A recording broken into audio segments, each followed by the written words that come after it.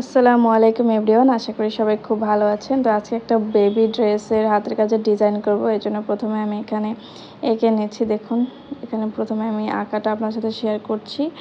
আঁকার যে টিউটোরিয়ালটা আছে, খুবই সহজে একটা আঁকা আমি এখানে এঁকেছি। জাস্ট এভাবে করে 5টা পাপড়ি দিয়ে ফুল এঁকে নিচ্ছি। ফুলগুলো আমি একদম গলার একটা সাইড দিয়ে দেবো। যে কোনো সাইড আপনারা দিতে পারেন, সমস্যা নেই, মাঝখানেও দিতে পারেন, কিন্তু আমি একটা গলার সাইড থেকে ফুলগুলো ওঠাবো, তাহলে দেখতে অনেক বেশি সুন্দর লাগবে। এখানে আমি সুতি একটা কাপড়ের উপর ফুলগুলো এঁকে নিচ্ছি। কাপড়টা হচ্ছে একদম সুতি কাপড়, বয়েল কাপড়, সুতি বয়েল কাপড়। আর এখানে আমি দেখুন ফুলগুলো এঁকে নিচ্ছি। 3টা ফুল আমি একসাথে এঁকে নিয়েছি।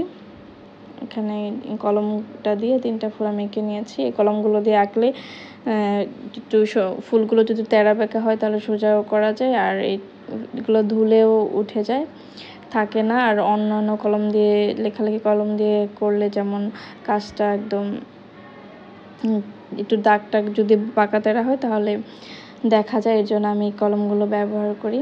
এগুলো খুবই সুন্দরভাবে আঁকা যায় আর আঁকাগুলো মোছাও যায়, যে জন্য আর কি এগুলো ব্যবহার করো। তারপর আমি এখানে দেখুন ডাল এঁকে নিয়েছি। ডাল এঁকে তারপর পাতাগুলো এঁকে নিচ্ছি। খুবই সহজ, এই ডিজাইনটা সবাই আঁকতে পারবেন। আর ডিজাইনটা আমি একদম ছোট একটা বেবি ড্রেসে করে নিচ্ছি। এখানে আমি ক্রিম কালার কাপড়ের উপরে এঁকে নিচ্ছি। এখানে আমি ক্রিম কালার কাপড়ের নিয়েছি, সেখানে আমি কাজটা করব। এখানে আমি লাল কালার সুতা দিয়ে করব। আপনার চাইলে যে কোনো কালার সুতা আপনাদের পছন্দ মতো করতে পারেন। তো এই ড্রেসগুলো কিন্তু, বেবিদের ড্রেসগুলো কিন্তু অনেক বেশি চাহিদা থাকে, কিন্তু সময় সুযোগের অভাবে করে উঠতে পারি না, এজন্য করা হয় না ওরকম। তো এই ড্রেসগুলো কিন্তু অনেক বেশি চাহিদা সম্পন্ন। তারপর এখন চেষ্টা করছি ড্রেসগুলো সবাই যেহেতু চাইছে, এই জন্য এগুলো দিব। বড়রাও চাইছে তাদের ড্রেসের সাথে মিল রেখে ড্রেসগুলো নিতে, এই জন্য এগুলো করা। তো এখানে দেখুন আরও 2টা ফুল আমি এঁকে নিয়েছি সেমভাবে। এঁকে তারপরে এই যে একটার সাথে আরেকটা এভাবে করে ডাল এঁকে নিয়েছি। এঁকে নিয়ে তারপর পাতা এঁকে দিচ্ছি। একদম সিম্পলের মধ্যে দিচ্ছি, কিন্তু দেখতে খুবই সুন্দর লাগবে। এটা একদম একটা ছোট বাচ্চার একটা ড্রেস হবে একটা।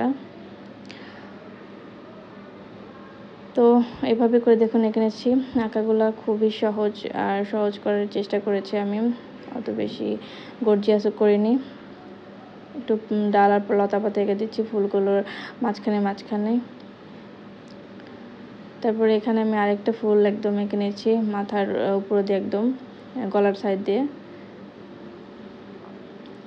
এঁকে তারপরে এখানে আমি ডাল আর পাতা এঁকে নিচ্ছি। একদম খুব সহজভাবে এটা করার চেষ্টা করছি। তো এখানে আমি পাতাও এঁকে নিয়েছি। দেখুন পাতা এঁকে তারপর এখানে আবারও এখানে ডালটা দিয়ে তারপর আবার পাতা এঁকে নিচ্ছি। ডালটার সাথে একদম লাগিয়ে দিয়েছি, একটা ফুলের সাথে একটা ফুল অ্যাডজাস্ট করে নিচ্ছি, তাহলে দেখতে আরও বেশ সুন্দর লাগবে এই জন্য। তবে এখানে আমি আরেকটা ডালও দিয়ে নিচ্ছি। এখান দিয়ে ডালটা একটু, ফুলটা একটু ফাঁকা ফাঁকা লাগছিল, এই জন্য আরেকটা ডাল দিয়ে দিলাম। এই তো হয়ে গেছে আমার ডিজাইনটা করা। তো এখন আমি এটা সেলাই করব, আর সেলাইটা কিন্তু খুবই সহজ, বর্ডার সেলাই দিয়ে দিব। তো প্রথমে এখানে আমি দেখুন ফ্রেমটা আটকিয়ে নিচ্ছি। ফ্রেমটা আটকিয়ে ভালোভাবে একদম নিব। তারপরে এখানে আমি 2 গুণ করে সুতা নিয়ে নিয়েছি, মানে 2 তার করে সুতা নিয়ে নিয়েছি।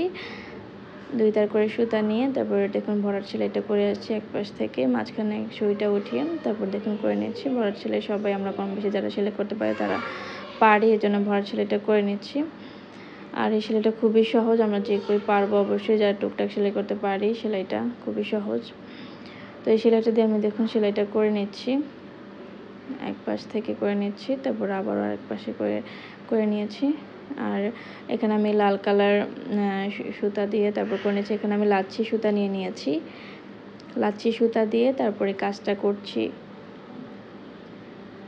লাচ্ছি সুতা কিন্তু সুতার যে কোনো দোকানে পেয়ে যাবেন। আপনারা চাইলে ঘরে যে সুতি সুতা আছে, যেগুলো দিয়ে আমরা সেলাই করি কাঁথা টাথা, সেগুলো দিয়ে আপনি সেলাই করতে পারবেন, সেটা দিয়ে অনেক সুন্দর হবে। সেই সুতাগুলো কিন্তু অনেক বেশি সুন্দর।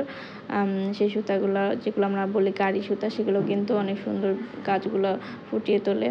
তো এখানে আমি লাচ্ছি সুতা দিয়ে করছি, আপনারা আপনাদের পছন্দ অনুযায়ী যে কোনো সুতা দিয়ে করতে পারেন। লাচ্ছি সুতার কাজগুলো তাড়াতাড়ি হয়ে যায়, এই জন্য দেখতে খুব বেশি সুন্দর লাগে, এই জন্য এই সুতা দিয়ে আমি কাজটা বেশিরভাগ করে থাকি। তো দেখুন আমি ফুলটা সেলাই করে নিচ্ছি। তো হয়ে গেছে আমার একটা ফুল সেলাই করা। বাকি ফুলগুলো আমি সেলাই করে নিব। দেখুন সবগুলো ফুল আমি সেলাই করে নিয়েছি। এখন ডালটা সেলাই করছি। ডাল আর পাতাগুলো সেলাই করছি। এই যে এইভাবে করে আমি ডালগুলো সেলাই করে নিচ্ছি, তাহলে দেখতে অনেক বেশি সুন্দর লাগবে। এখানে আমি জলপাই কালার একদম যে জলপাই কালারটা একদম ডিপ, সেই জলপাই কালারটা আমি নিয়ে নিয়েছি। সেই জলপাই কালারটা দিয়ে এখানে আমি ডালটা সেলাই করে নিচ্ছি, আর পাতাগুলো এই জলপাই কালার দিয়ে সেলাই করে নেব। আপনারা চাইলে সবুজ কালার দিতে পারেন, কিন্তু জলপাই কালার দিলে কিন্তু কালারটা আরও বেশি ফুটে। তো পাতাটা দেখুন সেলাই করে নিচ্ছি। প্রথমে একটা সেলাই দিয়ে নিয়েছি মাঝখানে, তারপরে এক পাশে সেলাই দিয়ে নিয়েছি, সেমভাবে আরেক পাশেও সেলাই দিয়ে নেব।